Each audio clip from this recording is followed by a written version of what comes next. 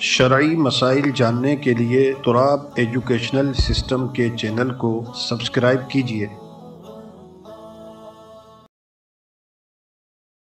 اس میں واقعی علماء نے فتویٰ دیا کہ جب ہمارے بھائی بھوکوں مر رہے ہیں آسمان تلے، نہ ان کو کھانا ہے نہ پینے کا پانی، مرض وغیرہ، ایسے معاملے میں حج اور عمرہ موقوف کر کے اپنے بھائیوں کی مدد کی جائے، تو یہ بات بالکل درست ہے۔ یہ بھی نفل حج، نفل حج اور نفل عمرہ جو فرض ہے وہ تو موقوف نہیں ہوگا۔ اگر کسی کو ویل چیئر پر آپ عمرہ کرائیں تو جب طواف کریں تو وہ بھی اپنی نیت کرے طواف، اور یہ بھی نیت کر لے طواف، اب دونوں کا طواف ہو گیا۔ اسی طریقے سے دونوں الگ الگ اپنی نماز پڑھیں۔ صفا مروہ میں جب کسی معذور کو وہ صفا مروہ کی سعی کرائے، اپنی سعی کی بھی نیت کر لیں۔ اس طریقے سے دونوں کو عمرہ ادا ہو جائے، لیکن اس کو اپنی نیت کرنی ہوگی، اسے اپنی نیت کرنی ہوگی۔ دیکھیے، آپ جا رہے ہیں عمرہ کرنے، میں تو مشورہ یہ دیتا ہوں کہ آپ ایئرپورٹ پہ نیت کریں۔ جب بورڈنگ کارڈ مل جائے آپ کو 100% اب آپ کا ایک طرح سے پروگرام بن گیا کہ اب آپ کو جہاز میں بیٹھنا ہے، تو اسی وقت آپ احرام باندھیں، وہیں نفل پڑھیں، اور نفل پڑھنے کے بعد میں تلبیہ پڑھیں اور عمرہ کی نیت کریں، وہیں سے کر لیں۔ اس کی وجہ کیا ہے؟ بات تو ذرا غیر مناسب لگتی ہے، لیکن میں کہہ دوں اصل بات کیا ہے۔ یہ جو میں نے کہا کہ گھر سے نہیں وہاں جا کر کے نیت کریں، اس کی وجہ یہ ہے کہ ہماری TIA نے اتنی ترقی کر لی ہے کہ کبھی کبھی 2 دن فلائٹ اڑتی نہیں۔ اگر آپ احرام کی نیت کر لیں تو احرام اتار ہی نہیں سکتے، آپ ساری پابندیاں موجود۔ تو اب جب بورڈنگ کارڈ مل جائے تو 100% کبھی اب اڑنا ہے، اب جانا، اب نیت کر لیں آپ، اور اگر فلائٹ کینسل ہو جائے، کچھ ہو جائے، تو بغیر احرام کے آپ آرام سے جو ہیں وہ گزر سکتے ہیں۔ پھر یہ کہ جب آپ احرام کی نیت کرنے کے بعد جتنا سفر کریں گے ہر قدم کے بدلے نیکی ہے، تو آپ اس نیکی سے کیوں محروم ہو رہے ہیں؟ ٹھیک ہے، ہر چند کے میقات آنے سے پہلے پائلٹ اعلان کرتا ہے کہ اب میقات آنے والا ہے، کوئی آدھ گھنٹے یا 20 منٹ، تو اب آپ جو ہے وہ احرام کر نیت باندھ لیں۔ اسی طریقے سے پانی کے جہاز میں بھی جہاز وہاں رک جاتا ہے، یلملم ایک پہاڑ، تو کہے جاتا ہے کہ سب احرام باندھ لیں آپ، اس لیے کہ اب جہاز جو ہے وہ آگے جانے والا، تو اپنے ہی شہر سے نیت کر کے جائیں تو اس میں ثواب زیادہ ہوگا۔ عمرہ نہ کرنے میں، اور اگر عمرے کا احرام باندھ لیا اس نے تو عمرہ بھی نہیں کرے گا، اور کسی نے مسئلہ بتایا اور اس نے عمرے کی نیت کر لی، تو ایسی صورت میں جس میں عمرہ ناجائز، اگر عمرے کا احرام باندھ لیا اس پہ دم لازم ہوگا۔ وہ دن کیا ہیں؟ 9، 10، 11، 12، 13، یہ 5 دن ہیں جس میں عمرہ ادا نہیں کرے گا، کوئی نہیں کر سکتا۔ اس کے بعد وہ 13 کے بعد 14 تاریخ کو عمرے کا احرام باندھ سکتا ہے۔ 5 دن کی ممانعت ہے کہ عمرہ نہیں کرے گا۔ یہ بڑا عجیب امتحان ہے۔ ہمیں کہا گیا یغضوا من ابصارہم، اپنی نگاہیں نیچی رکھو، اور خواتین سے کہا گیا کہ وہ پردہ نہ کرو۔ ایک طریقہ تو یہ ہے کہ کوئی ہاتھ میں پنکھا وغیرہ لے لیا جائے، جیسے ادھر مردوں کا گزر ہو تو ایسے لگا لے، یا اس طریقے سے کر لے تاکہ لوگ ادھر سے خواتین کو نہ دیکھ پائیں۔ دن کے 24 گھنٹے ہیں، اس کے 8 پہر ہوتے ہیں۔ 4 پہر کا مطلب یہ ہے صبح سے شام، ٹھیک ہے، یا شام سے صبح، یا دن کے 12 بجے سے رات کے 12 بجے، رات کے 12 بجے سے دن کے 12 بجے، اس کو ہم 4 پہر کہیں گے۔ 24 گھنٹوں میں یہ 12 گھنٹے، یہ 4 پہر۔ اگر 4 پہر چہرہ چھپا رہا اس پہ دم لازم ہوا، اور اگر ایسی منہ پہ لگ گیا یا ڈال لیا کچھ دیر کے لیے تو صدقہ ہے۔ صدقے کا مطلب کیا ہے؟ کہ پورا صدقہ ہے۔ پورے صدقے کا مطلب ایک فطرے کی مقدار، 2.25 سیر گندم جو ہے اس کی قیمت 1 کو دی جائے، آدھا بھی نہ کیا جائے، کیونکہ پورا 1 دیں گے آپ تب صدقہ ہوگا، آدھا دیں گے تو صدقہ نہیں ہوگا۔ اگر جرم زیادہ ہو جائے تو چند اگر حضرات وہ سب کو ایک الگ الگ صدقہ دیں، تو اس طریقے سے اس پہ صدقہ لازم آئے گا۔ اور اعلیٰ حضرت امام اہل سنت نے جو حج کے مسائل میں کتاب ہے انوار البشارہ میں یہ ایک مثال پیش کی، فرمایا جیسے لوگوں کی نظر احرام کی حالت میں بھی خواتین پر پڑ جائے۔ یہ بتاؤ، کسی خاتون کے بغل میں شیر کا بچہ ہو اور کوئی آدمی اس کی طرف دیکھے اور شیر کا بچہ لپک کر اس کے چہرے کو نوچ لے، کوئی دیکھے گا؟ اگر شیر کا بچہ اگر خاتون کے بغل میں ہو، کوئی خاتون پر نظر ڈالے گا کہ جیسی نظر کی میں نے اور شیر نے منہ نوچ لیا میرا؟ کوئی نہیں دیکھے گا۔ فرمایا یہ تو ایک تمثیل ہے، حکم شرع تو اس سے زیادہ، حکم شرع اور اللہ اس کے رسول احکامات جو ہیں وہ ان سے بھی زیادہ، ان سے پردہ نہ کرنے کا کہا گیا۔ اس کی حکمتیں اللہ تعالیٰ اور اس کا رسول جانتا، اور ہمیں کہا گیا کہ اپنی نگاہیں نیچے رکھو، اس لیے اس پر احتیاط سے عمل برتو۔ اس میں ہمارے علماء مختلف ہیں۔ مسئلہ یہ ہے کہ ایک آدمی نے حج نہیں کیا اور وہ عمرہ کر رہا، تو عمرہ کرنے کے لیے جائے اور وہاں شوال کا چاند دیکھے۔ مدینہ شریف جو ہے وہ ہل سے باہر ہے، لیکن آئے گا تو جدہ کی طرف ہی ہو، یعنی ہل میں تو آئے گا۔ ہل اس علاقے کو کہتے ہیں کہ جہاں سے بغیر احرام کوئی شخص عمرہ یا حج کا احرام باندھے تو اس میقات اور اس حدود میں باندھ کر اندر آنا ہوگا۔ جو شخص عمرہ کرنے کا ارادہ نہیں رکھتا تو بغیر احرام کے وہ جدہ جا سکتا ہے۔ اب چونکہ مدینہ شریف سے وہ جدہ آئے گا تو ہل میں تو داخل ہو گیا، جب اس نے ایام حج وہاں پا لیے اب اس پر حج فرض ہو گیا۔ قانونی رکاوٹیں ہیں کہ آپ عمرہ کے پاسپورٹ پہ گئے حج نہیں کر سکتے، پکڑے گئے تو آپ کو جیل میں ڈالا جائے گا، سزا ہوگی۔ آدمی کو اپنی عزت کا بچانا بھی بہت ضروری، اس لیے اگر آپ نے حج نہیں کیا اب زندگی میں جب بھی موقع ملے حج کر لیجیے۔ فرق یہ ہے کہ ایک آدمی پر اس وقت حج فرض ہوتا کہ جب زاد راہ آنے جانے کا، کھانے پینے کا، گھر بار کا نفقہ ہو تو اس پہ حج فرض ہوتا، لیکن وہاں جب اس نے شوال کا چاند دیکھ لیا اب اس پہ حج فرض ہو گیا۔ زندگی میں کبھی بھی کریں فرض اس کا ادا ہو جائے۔ ایک قول یہ ہے جو بہت بڑے فقیہ گزرے علامہ عبد الغنی نابلخی رحمۃ اللہ، انہوں نے اس کا فتویٰ دیا، ایک آدمی اگر عمرہ تو اس نے کر لیا لیکن وہ فقیر ہے، اب آنے جانے کا وہ زاد راہ نہیں رکھتا تو اس کا استثناء کیا۔ یہ بھی علامہ امام نابلخی رحمۃ اللہ علیہ کے قول پر علماء نے فتویٰ دیا۔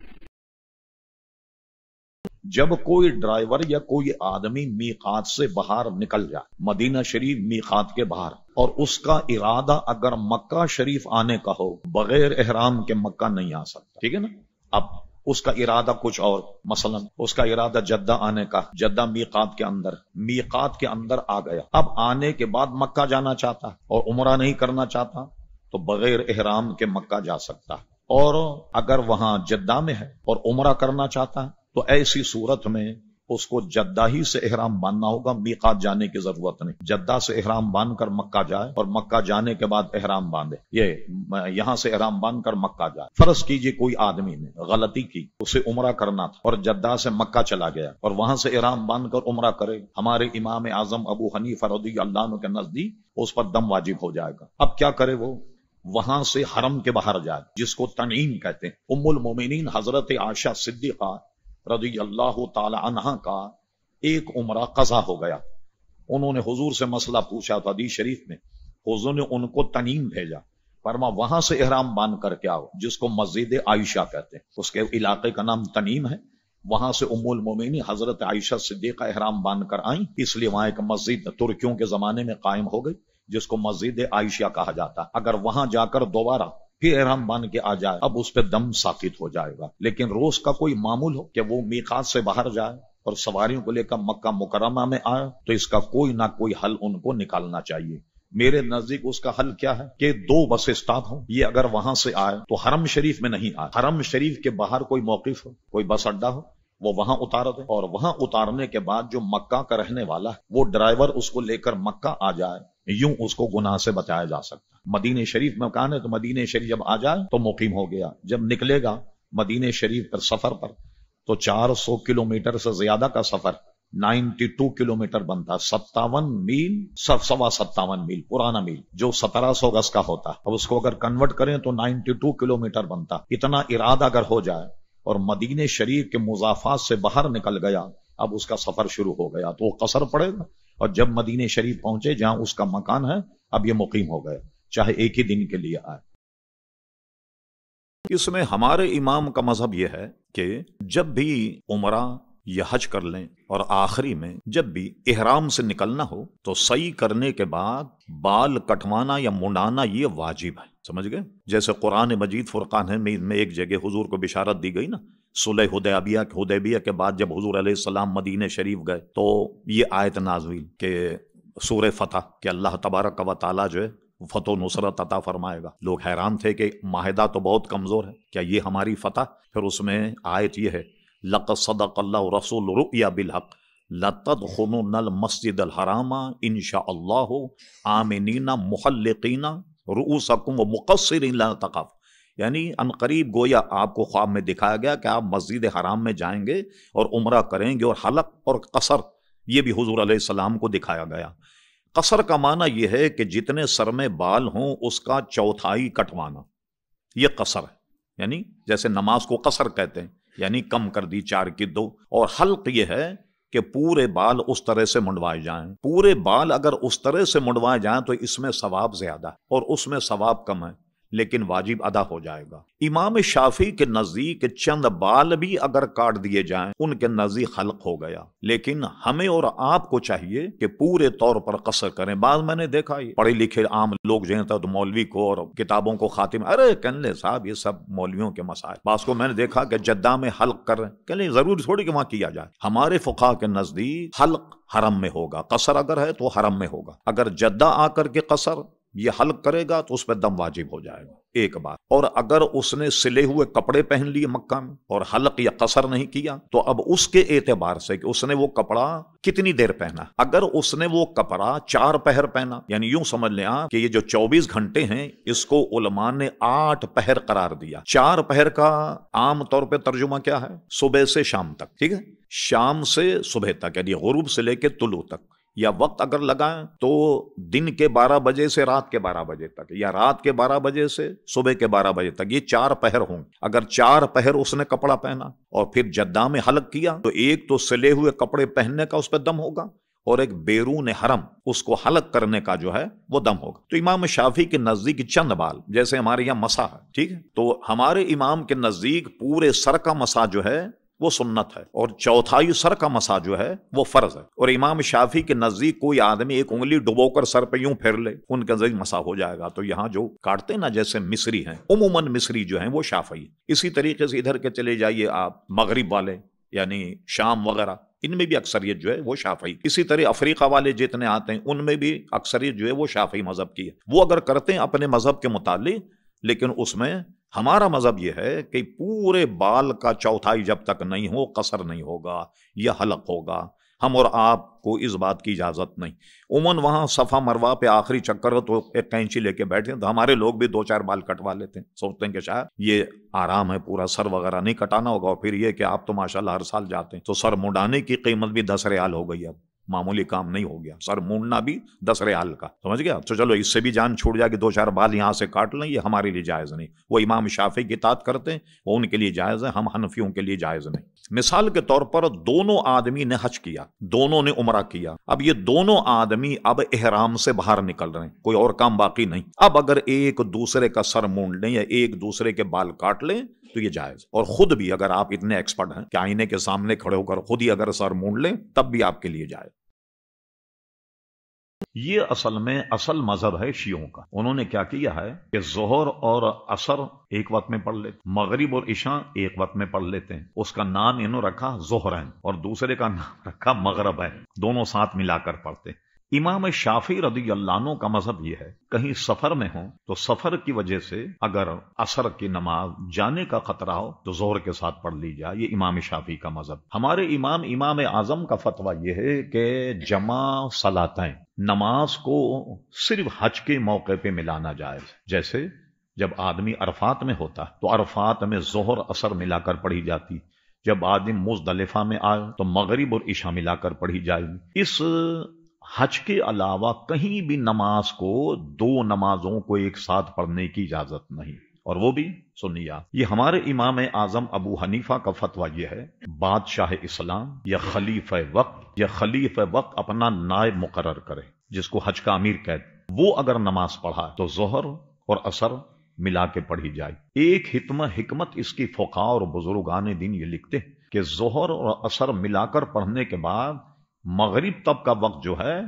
وہ دعا کے لیے رکھا گیا ہے، اللہ تبارک و تعالیٰ سے مغرب تک دعا کرتا رہا، اس لیے کہ وقوف جو ہے سورج غروب ہونے تک یہ واجب ہے، تو دعا کے لیے یہ وقت رکھا گیا۔ لیکن آج کل 30 لاکھ کا مجمع ہوتا تو ایک ساتھ نماز پڑھنا ممکن نہیں۔ پھر یہ کہ لفظ خلیفہ ہے، وہ خلیفہ بھی نہیں، نہ خلیفہ کا نائب ہے۔ آپ کو سن کے تعجب ہوگا، یہ میں تحقیق کر کے بتا رہا ہوں، الزام نہیں لگا رہا۔ ایک امام مکہ سے آن کر عرفات میں نماز پڑھاتا، وہ قصر نماز کیسے پڑھائے گا؟ اس لیے کہ مکہ سے تو وہاں کا فاصلہ کچھ 12 میل کا، 12-14 میل پر قصر کیسے ہوگا؟ تو کیسے وہ پڑھائے گا۔ یہ کہنا جی حضور نے قصر پڑھائی، بھائی حضور نے قصر پڑھائی تھی مدینہ شریف سے آ کر، ہاں مکہ سے آ کر کے قصر تو نہیں پڑھائی۔ ایک لوگوں کو اس میں سہو ہوا، بحث سے بحث نکلتی چلی جاتی۔ کہا حضرت عمر رضی اللہ عنہ نے جس کو آج ابیار علی وہاں سے انہوں نے نماز قصر کی، تو مدینہ شریف سے اس کا فاصلہ 8-10 کلومیٹر کا، وہاں حضرت فاروق اعظم نے نماز قصر کی۔ اس کی تفصیل یہ ہے کہ جب آدمی کسی شہر میں ہو اور شہر میں ہونے کے بعد وہ 92 کلومیٹر یا 57.3/4 میل جو 1700 گز کا ہو، اتنی نیت کے ساتھ گھر سے نکل جائے، یہ نہیں کہ وہ منزل مقصود پر پہنچے جب قصر پڑے گا، بلکہ راستے سے قصر شروع ہو جائے گی۔ کہاں سے شروع ہوگی؟ جیسے ہم کراچی سے چلیں تو عرف میں جس کو کراچی کہتے ہیں، آبادی کراچی کی ختم ہو گئی، اب وہاں سے قصر شروع ہو گئی۔ مثلا کراچی سے آپ نکلے 1 گھنٹے میں پیپری پہنچ گئے، پیپری کراچی نہیں، یا آپ ٹھٹے کے راستے سے گئے تو بیچ میں ایک آتا ہے قصبہ دھابی جی گھارو، یہ کراچی نہیں، یہاں سے نماز قصر جو شروع ہو جائے۔ تو حضرت فاروق اعظم جب مدینہ شریف سے چلے تو آبادی بہت قلیل، تو جب آپ ابیار علی جہاں سے لوگ حج کا احرام باندھتے، یہ مضافات مدینہ تھا، اب جب مدینے کی بستی سے نکل گئے تو حضرت عمر فاروق نے وہاں قصر پڑھی، کیونکہ وہ مدینہ شریف کے باہر تھا۔ آج ہم بھی اگر کراچی سے باہر نکل جائیں، آبادی کراچی کی ختم ہو جائے تو قصر شروع ہو جائے گا۔ تو اس اعتبار سے تو 12 میل کے فاصلے پر تو قصر ہی نہیں کہ جو وہ قصر پڑھاتا، پھر دونوں ملا کر پڑھاتا۔ اور جو لوگ اپنے اپنے خیموں میں پڑھتے ہیں ان کے لیے وہاں کے علماء کا بھی فتویٰ ہے، یہاں کے علماء کہتے ہیں ظہر کے وقت میں ظہر پڑے گا، عصر کے وقت میں عصر پڑے گا، البتہ مزدلفہ میں جب پہنچے گا تو مغرب اور عشاء دونوں ملائے، یہاں تک کہ اگر مزدلفہ میں فرض کیجئے کسی ایسے شارٹ راستے سے پہنچا کہ مغرب کا وقت ہے، تب بھی مغرب نہیں پڑے گا۔ مغرب کب پڑے گا؟ عشاء سے ملا کر کے پڑے گا۔ تو صرف ہمارے یہاں 2 نمازوں کو جمع کرنا صرف حج کے موقع پر ہے، کسی اور سفر کے موقع پہ جائز نہیں۔ سب سے پہلی بات تو یہ ہے کہ اگر آپ نے 15 دن کی اقامت کی مکہ میں اور 16ویں دن حج ہے، یہ اقامت آپ کی ہو گئی، آپ مقیم ہو گئے۔ جب 16ویں دن مکہ سے چلیں گے تو نماز پوری پڑھیں گے، اور اگر 15 دن کے درمیان حج آئے، اگر آپ نیت کر لیں 15 دن ٹھہرنے کی تو نیت ہی سے مقیم نہیں ہوگا، نیت باطل، کیونکہ حج کے لیے آپ جائیں گے تو آپ مسافر ہوں گے۔ 15 دن مکہ میں رکنے کے بعد 16ویں دن حج کرنے جائیں، اب تو آپ مقیم، اور اس سے کم میں مسافر۔ اس کو پھر چاہیے کہ جامع دعا جو ہے وہ پڑھے، اور جامع دعا کیا ہے؟ طواف کرے، سعی کرے، جو بھی کام کرے صرف درود شریف پڑھتا رہے، انشاءاللہ یہ اس کے لیے کافی۔ اس میں یہ دیکھیے، ایک تو یہ کہ حاجی پڑ گئے، اس میں تو کوئی شک نہیں۔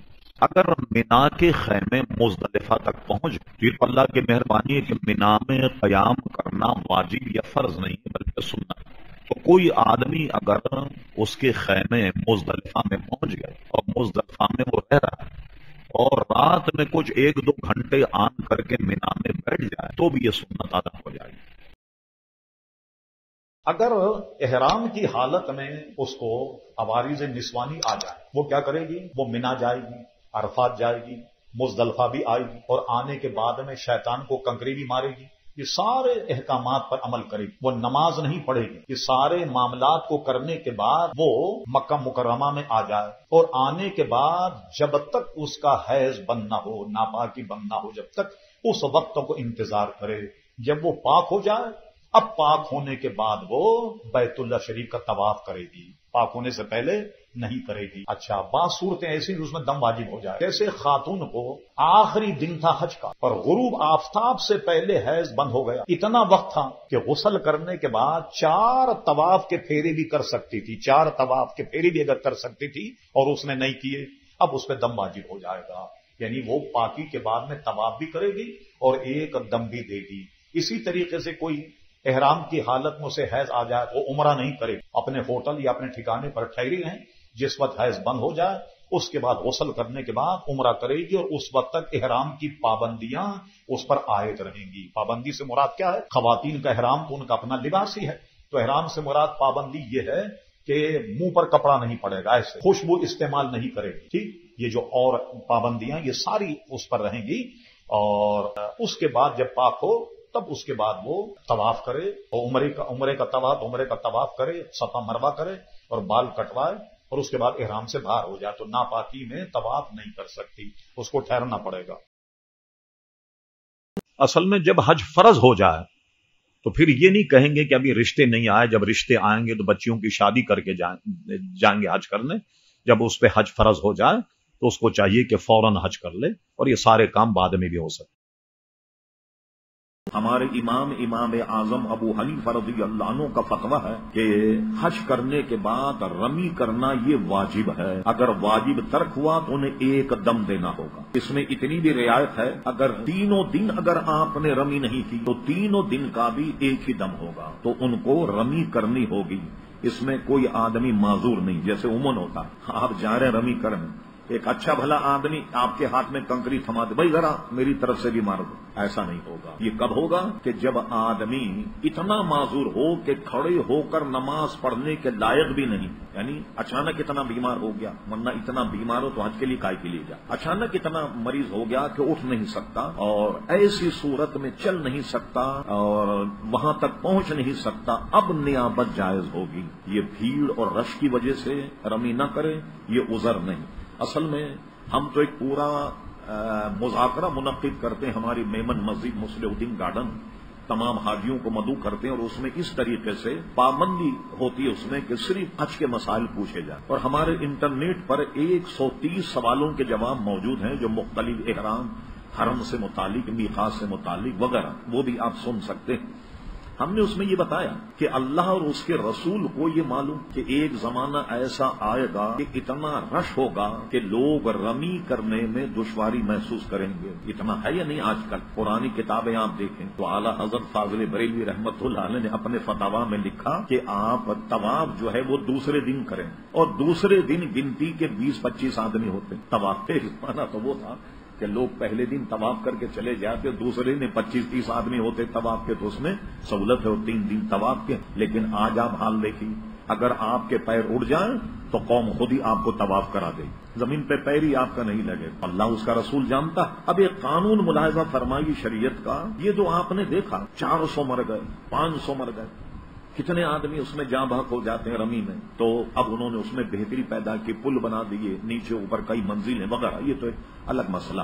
اب حکم دیکھیے اس کا کیا ایک آدمی بھی نہیں مر سکتا ہمارے قاعدے کے مطابق، ہمارے قبل کے جو شریعت نے بتایا اس کے مطابق رمی کر. اب دیکھیں کہ اسلامی تاریخ جو ہے وہ مغرب کے بعد شروع ہو جاتی. بھئی ابھی ہم نے روزہ نہیں رکھا، رمضان کا چاند نظر آ گیا، تراویح شروع ہو گئی، تراویح شروع ہو گئی، اس لیے کہ رمضان شروع ہو گیا مغرب کے بعد. تو ہمارے یہاں کیا ہے، اسلامی کیلنڈر میں رات پہلے آتی ہے، دن بعد میں آتا ہے. اب انگریزی حساب سے دیکھیں تو 12 بجے کے رات تاریخ تبدیل ہوتی ہے. ٹھیک، دیکھیے اللہ اس کے رسول نے ہمارے لیے کتنی سہولت رکھی. جب حج کے ایام آئیں تو حج کے جو 3 دن رمی کے ہیں، اس میں دن پہلے آتا ہے، رات بعد میں آتی. اب اس کو سمجھنے کی کوشش کیجیے گا، دن پہلے ہے، رات بعد میں. جیسے آج دن میں آپ کو رمی کرنی ہے، یہ رمی اگر رش کی وجہ سے، بیماری کی وجہ سے موقوف ہو جائے تو آپ رات میں 12-1 بجے بھی اگر رمی کریں تو دم نہیں ہوگا، رمی ہو جائے. اس لیے کہ دن پہلے ہے، رات بعد میں. ہاں، چوتھے دن اگر کوئی وہاں رکے، اب یہ قانون ختم ہو گیا، چوتھے دن غروب آفتاب سے پہلے اسے رمی کرنی ہے کہ وہ اس وقت، جبکہ وہ چوتھا دن بھی گویا مینا میں گزارے. لیکن باقی 3 دن میں آپ مغرب کے بعد، زیادہ دیر مغرب کے بعد چلے جائیں، مریض کو گاڑی پہ لے کر آپ خود چلے جائیں، کوئی نہیں ہوتا، بڑے آرام سے رمی کر سکتے ہیں.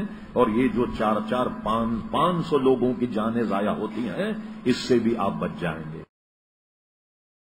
دیکھیے شرعی حج بدل یہ ہے کہ کوئی مالدار آدمی جس پر حج فرض ہو جائے، کچھ عوارض ہوں کہ وہ اتنا بیمار ہو جائے کہ حج نہیں کر سکتا، یا اتنا کمزور ہو جائے کہ اب اس کے صحت مند ہونے کے کوئی آثار نہیں، یہ ہے، یا بلا وجہ اس نے اتنا دور گزار دیا کہ موقع ہی نہیں ملا حج کرنے. بہت بڑے بڑے لوگوں کو میں نے دیکھا کہ کام میں اتنے مصروف رہے، اتنے مشغول رہے دولت کمانے میں کہ حج کی فرصت ہی نہیں. سبحان اللہ. اب آخری عمر آ گئی، خیر فرض کیجئے کہ موت کا وقت آ گیا اور حج کا زمانہ ابھی دور ہے، حج تو ان پر فرض ہو گیا. پھر وہ دولت مند آدمی کسی کو پیسے دے کر وصیت کرے کہ میری طرف سے حج کر لیا جائے، یا اس کی زندگی میں یا اس کے انتقال کے بعد، یہ شرعی اصل میں حج بدل ہے. اور یہ جو ہے نا کہ بھئی کسی کا انتقال ہم اس کی طرف سے حج بدل کر دیں، یہ وہ حج بدل نہیں کہ جس کو میں نے کہا نا کہ اس پہ فرض ہو اور وہ حج بدل کرا، تو اس کے شرائط، بلکہ آپ کو تعجب ہوگا، بعض باتیں میں کہنا نہیں چاہتا مگر منہ پہ آ جاتی. بعض لوگ بڑا ایڈورٹائز کرتے ہیں کہ بھائی میں تیار ہوں، آپ مجھ سے حج بدل کروا لیں. ایک صاحب کو تو اخبار میں اشتہار میں نے دیکھا،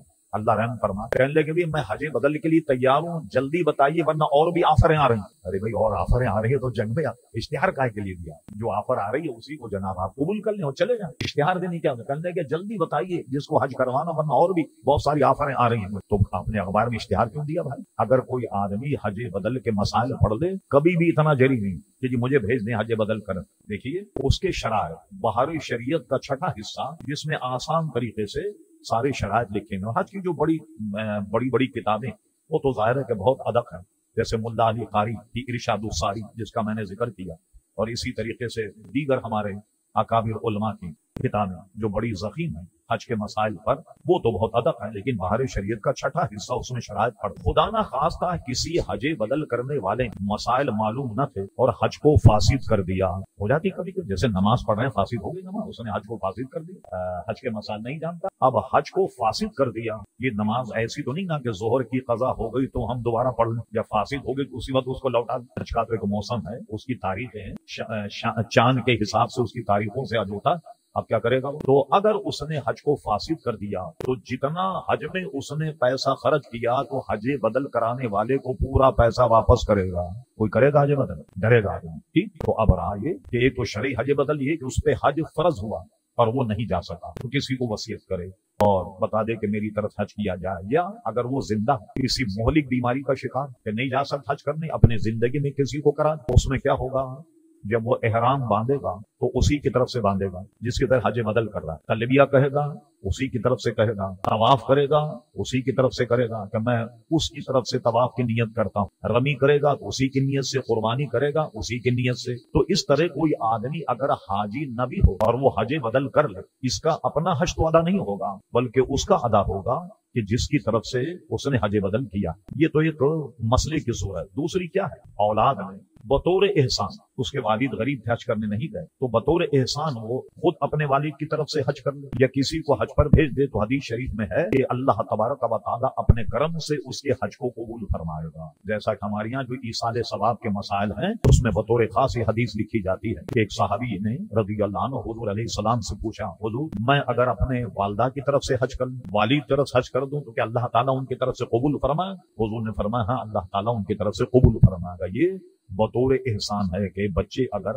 مالدار ہوں، ان کے ماں باپ نے حج نہیں کیا، یا تو خود ان کی طرف سے حج بدل کریں یا کسی کو بھیج دیں. یہ جو مشہور ہے نا کہ حج بدل وہ کرے گا جو پہلے سے حاجی ہو، یہ شرعی مسئلہ نہیں. یہ غالباً لوگ اس کو یا کسی نے علماء نے یوں بیان کیا ہوگا کہ کوئی آدمی اگر حج کر لے تو ذرا مسائل سے واقف ہو جاتا تو اس لیے اس کو بھیجا جائے تاکہ مسائل سے واقف ہو. تو اس میں اتنی اس کو پابندی کرنی ہوگی کہ خدا نہ خواستہ اس نے حج بدل کو فاسد کر دیا تو تمام جتنے اخراجات ہیں وہ بھیجنے والے کو واپس کرے گا.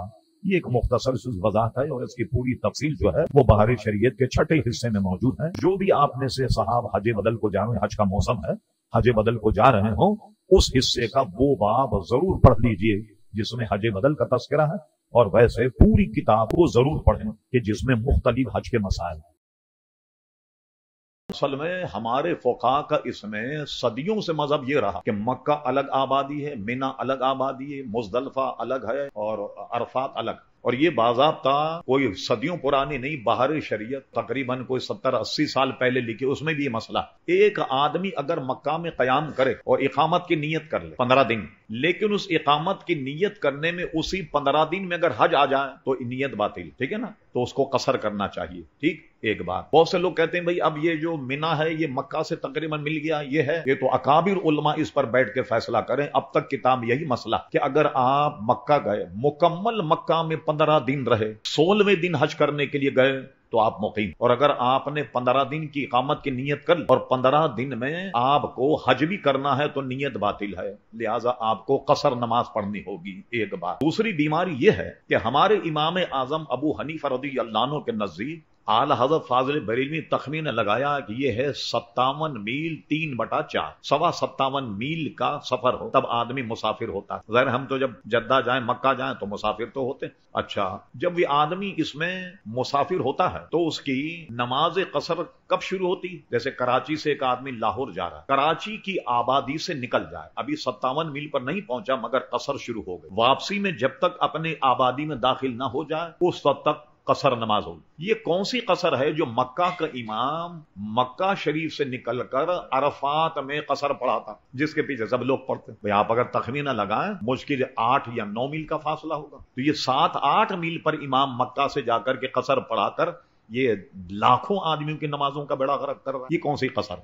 ठीक, वो जो एक दलील है उसको इमाम आजम अबू हनीफा ने ये कह करके कंडम कर दिया कि हजरत फारूक आजम रज़ी अल्लाह अन्हु ने, जिसको अबियार अली कहते हैं, वहां हजरत फारूक आजम ने कसर, उन्होंने नापा गए तो 6-8 मील के फासले पर है, लिहाजा कसर की इतनी मुसाफियत होगी। वहां ये ज्यादा चाहिए। पूरे उसूल को देखें हनफी, वो ये है कि जब आदमी इरादा कर ले इतने मील जाने का, तो अब जब अपनी आबादी से बाहर निकले कसर शुरू हो जाएगी। उस जमाने में जहां आज इहराम बांधते अबियार अली, ये उस जमाने मदीना शरीफ से बाहर, या मदीना शरीफ की आबादी अब भी नहीं, अब ये आबादी से बाहर। तो यहां से इमाम हजरत फारूक आजम ने जोहर की नमाज कसर पढ़ी। वो इसलिए पढ़ी कि उन्हें जाना कहीं दूर था और उसमें ये मजाफात मदीना में था तो कसर पढ़ी। इसको उन्होंने कानून बना लिया 6-8 मील के फासले पर कसर की नमाज होगी। ऐसा नहीं, बल्कि मक्का का इमाम मक्का से जाकर अरफात में कसर की नमाज पढ़ा, ये तो किसी तरह भी जायज नहीं। अच्छा, एक बात ये लोग ये कहते हैं, अभी जो बात निकली, अरे साहब इतनी नमाजों का सवाब मौलाना करें कि आप छोड़ दें। शैतान जो दाव लगाता है कि आप कैसे कहते हैं इतने लाख आदमी नमाज नहीं पढ़ रहे। ये इतने लाख आदमी ने कितने लाख हैं जिनको इनके अकीदे मालूम? बहुत से लोगों तो अकीदे ही मालूम नहीं। जिन लोगों को मालूम वो ना पढ़े। आपने एक पहलू तो देख लिया कि साहब आप महरूम कर रहे हमें 1 लाख नमाजों से। मैं आपसे पूछूं, ये बताइए, आपने नमाज पढ़ी, नमाज नहीं हुई, तो एक नमाज अगर आपने हरम शरीफ में छोड़ी तो पिटाई भी तो 1 लाख नमाजों की होगी या नहीं? हाँ, गुनाह भी तो 1 लाख नमाजों का मिलेगा या नहीं? तो इस तरफ आपकी तवज्जो नहीं, इसलिए हम तो अपनी बात बताते हैं। उनके नमाज के वक्त में जाते नहीं, अपने वक्त में जाते हैं, नमाज पढ़ करके सीधे चले आते हैं। कोई किसी किस्म का फितना हमारे साथ नहीं होता। ये मशवरा हम आपको भी देते हैं। हज अकबरी, उमूमन लोग इसको, इस इस्तिलाह को लग़्व करार देते हैं। कहते हैं भाई हज असगर जो है वो उम्रे को कहते हैं, और हज अकबरी है कि जो हज किया जाए। हमारा इसमें मशरब ये है कि अगर हज जुमे के दिन आए तो उसको हम हज अकबरी कहते हैं। और ये मैं नहीं कहता, मैं तो बहुत छोटा आदमी हूँ। हजरत अल्लामा मुल्ला अली कारी रहमतुल्लाह ताला ने जो हज के मसाइल पर किताब ली, जो फिल वाक़ई अल्लामा सिंधी गुजरे हैं, उस पर हाशिया है मुल्ला अली कारी रहमतुल्लाह का। और उन्होंने एक हदीस से इस्तेदलाल करके ये बताया कि जब जुमे के दिन हज हो तो उसका सवाब 70 हजों के बराबर है। ये मुल्ला अली कारी रहमतुल्लाह अलैह जो अपने जमाने के मुजद्दिद थे और अपने जमाने के हनफियों के बहुत बड़े आलिम दीन थे, मुल्ला अली कारी रहमतुल्लाह ने इसे नकल किया। और वैसे भी आप देखें कि जुमे के दिन हर नेकी का सवाब ज्यादा। जब हज आ जाए जुमे के दिन तो मुल्ला अली कारी ने नकल किया और दलाइल भी नकल किए और हदीस से इस्तेदलाल भी किया। और वो अगरचे सनद के एतबार से ज़ईफ, लेकिन जब आमाल के मामले में हो तो उनको तस्लीम किया जाता है। ज़ईफ हदीस को कहाँ तस्लीम किया जाए, कहाँ नहीं। ज़ईफ हदीस कब कवी बनती है, उलमा का अमल उस पर कवी बना देता है। और उम्मत का इजमा किसी मसले में हो जाए वो उस हदीस को सही बना देता है। इसकी आला हज़रत फाज़िल बरेलवी रहमतुल्लाह ताला अलैह एक मुस्तक़िल किताब लिखी है, उसमें वो सारी तफसील देखी जा सकती है। और मुल्ला अली कारी रहमतुल्लाह अलैह ने बाज़ाब्ता इस पर एक बाब मुतय्यन करके हज के मसाइल पर अल्लामा सिंधी पर हाशिया लिखा, और उसमें एक हज को जो जुमे के दिन हो उसको 70 हज के बराबर सवाब करार दिया। हज बदल असल में 2 किस्म है, शरई और असल हज बदल उसको कहते हैं कि एक शख्स पर हज फर्ज है, वो बीमार है, हज नहीं कर सकता, या इतनी उम्र को पहुंच गया लागर कि हज का सफर नहीं कर सकता और पैसे हैं, ऐसी सूरत में अपनी जिंदगी में किसी को हज के पैसे दे करके हज करवा ले। एक सूरत ये है। एक सूरत ये है कि मालदार आदमी है तो वसीयत कर दे कि भाई मुझ पर हज फर्ज था, किसी अवारिस की वजह से मैं नहीं कर पाया तो मेरी तरफ से हज करा दिया जाए। असल حج بدل یہ، اور اس کے مسائل بڑے سخت۔ کسی ایسے آدمی کو بھیجا جائے جو حج کے مسائل جانتا، عالم بھی ہو، حج کے مسائل جانتا، اس لیے کہ اگر کسی عام آدمی کو حج بدل پر بھیجا جائے اور اس شخص نے اگر حج فاسد کر دیا، کوئی ایسا کام کیا جہالت میں، حج فاسد ہو گیا، تو جس نے حج کو بھیجا یہ پورے حج کا تاوان اس سے وصول کرے گا۔ عموماً لوگوں کو بہت شوق ہوتا ہے کہ بھئی ہمیں حج بدل پہ بھیجیں، مگر کسی کو اگر مسائل معلوم نہ تو کوئی پیشکش نہیں کرے کہ مجھے حج بدل پہ بھیجیں۔ اگر